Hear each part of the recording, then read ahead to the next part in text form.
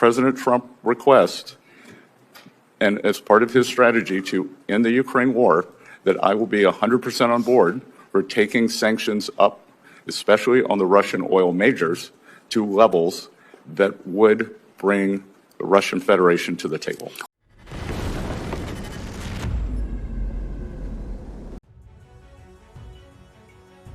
We at Warthog Defense have been monitoring the situation in Ukraine since day one of the Russian aggression, and we thought we had seen it all, yet the Russians always managed to surprise us. The Ukrainian military reported a yet unusual incident when a unit of wounded Russian soldiers on crutches was sent to take up positions on the front line.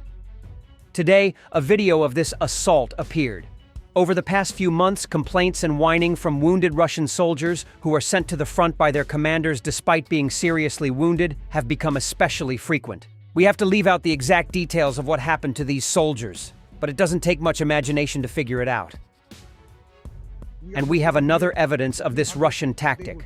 Russian soldiers from Military Unit 55115, 4th Motorized Rifle Battalion, 11th Motorized Rifle Regiment recorded an appeal. There are 3 of us wounded here. They threw us out of the hospital without having fully recovered. They don't give a damn about anything. We are on crutches with sticks. Sorry, buddy, but you are the next meat wave. We are mostly all here, the 300s. They will treat us all, even those who were treated. They threw out all from the hospital overnight, unfinished with treatment, and they begin to cover their tracks. The last batch of guys they brought was prepared for only 5 days.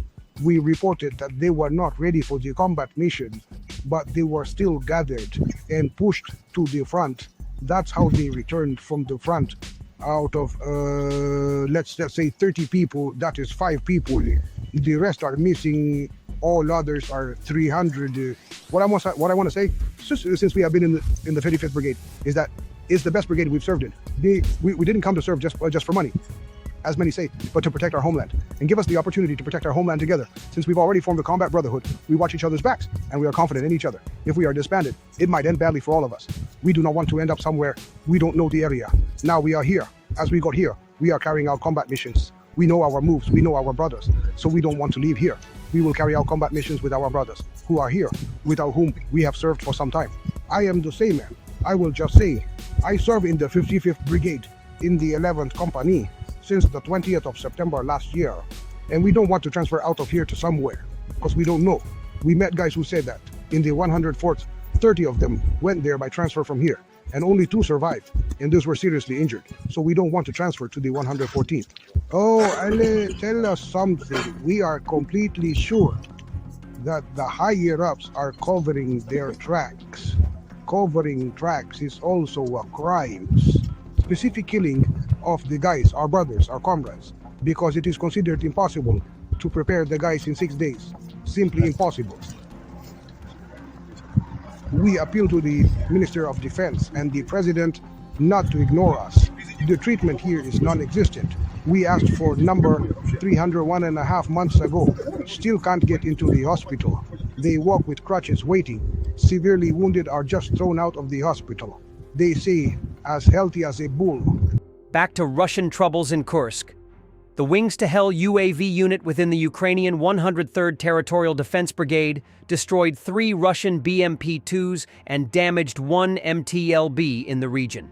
The Wings to Hell unit, operating within Ukraine's 103rd Territorial Defense Brigade, has demonstrated remarkable effectiveness in utilizing first-person view drones against Russian forces.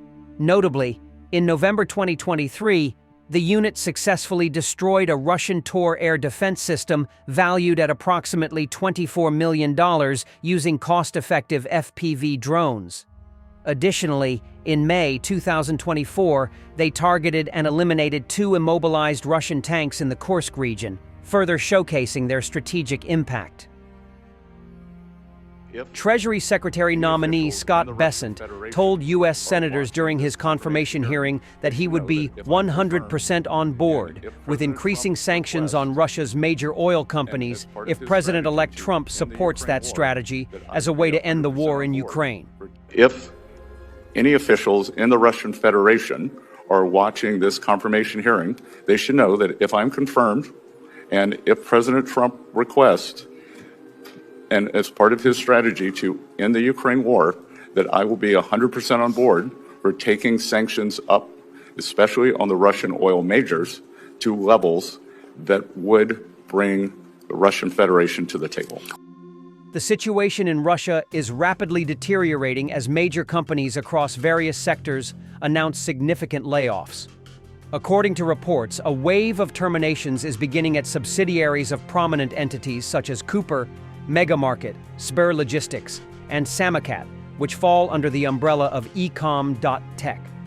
The reduction is projected to affect 30% to 50% of employees, including IT specialists, a key sector often considered resilient. The decision has caused significant unrest among employees. Internal messages reveal a lack of transparency from management since mid-December, leaving workers in a state of anxiety. In one account, an employee was pressured to compile a list for a 54% staff reduction, but managed to reduce it to 20% to preserve a semblance of operational capability. Those who attempted to share information with colleagues faced threats of dismissal, while some managers were reportedly forced to terminate employees directly. The absence of clear criteria for layoffs and the lack of communication from higher-ups have exacerbated tensions.